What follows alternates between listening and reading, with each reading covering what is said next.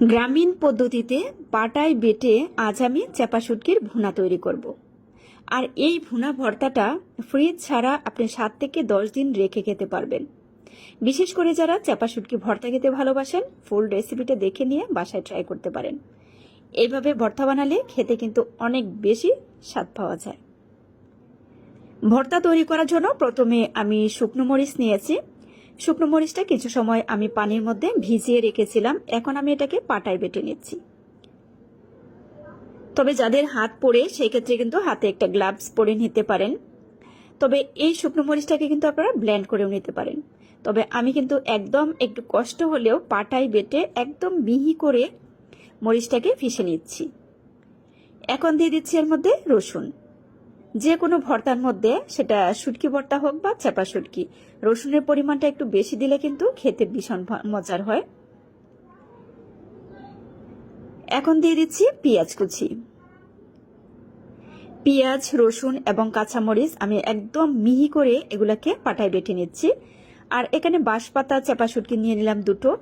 এই শুটকিটা ডিপ ফ্রিজে রাখা ছিল, আমি বের করে গরম পানি দিয়ে ভালো করে ধুয়ে নিয়েছি। একদম ফিনিশ করে নিতে হবে, কারণ এর মধ্যে কিন্তু প্রচুর পরিমাণে কাঁটা থাকে।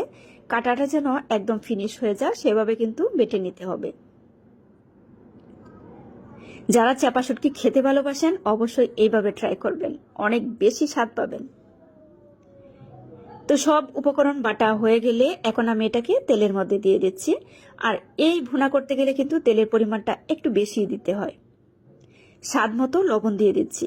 দেখে মনে হচ্ছে এটা অনেক বেশি লালচে একটা কালার হয়েছে, খুব বেশি ঝাল হবে। তো আমি যেখানে যে কটা শুকনো মরিচ দিয়েছি তার থেকে 3 ডাবল পরিমাণ আমি অন্যান্য উপকরণ দিলাম। এটা আসলে কিন্তু খুব বেশি ঝাল হয়নি। আবার যখন তেলের মধ্যে আপনি শুকনো মরিচটাকে ভেজে নেওয়া হয় তখন কিন্তু ঝাঁজটা অনেকটাই কমে যায়। আমি একটু সময় নিয়ে ভেজে নিচ্ছি। পানিটা যখন শুকিয়ে যাবে তখন ভুনাটা একসাথে জমাট বেঁধে আসবে, তখন বুঝতে পারবেন যে এটা সঠিকভাবে ভুনা হয়েছে। আর এভাবে ভুনা করে নিলে দেখা যায় আপনি ফ্রিজ ছাড়াই 7 থেকে 10 দিন রেখে খেতে পারবেন, কোনো রকম নষ্টও হবে না। আর আপনারা কে কে এই ধরনের বোনা ভর্তাগুলো খেতে ভালোবাসেন অবশ্যই কমেন্ট করে জানাবেন। আমার কিন্তু অনেক বেশি পছন্দের একটি খাবার চাপা শুটকি ভর্তা বা ভুনা ভর্তা। তো এই যে দেখেন পানিটা কিন্তু শুকিয়ে গেছে আর এখন একসাথে জমাট বেঁধে যাচ্ছে। তো আমি এখন নামিয়ে নিচ্ছি। আমার এই সহজ রেসিপিটি ভালো লাগলে সবাই পাশে থেকে সাপোর্ট করবেন, আর অবশ্যই কিন্তু বাসায় ট্রাই করতে হবে। আর এইভাবে এই ভর্তাটা খাওয়ার মজাই অন্যরকম। কথায় আছে যে কিছু কিছু স্বাদের আসলে ভাগ হয় না। তো আজকের খাবারটাও কিন্তু ঠিক সেরকমই। যারা চাপা শুটকি খেতে ভালোবাসে তাদের কাছে কিন্তু এই খাবারটা অনেক বেশি স্পেশাল। তো ভিউয়ার্স, সবাই ভালো থাকবেন। আজ বিদায় নিচ্ছি।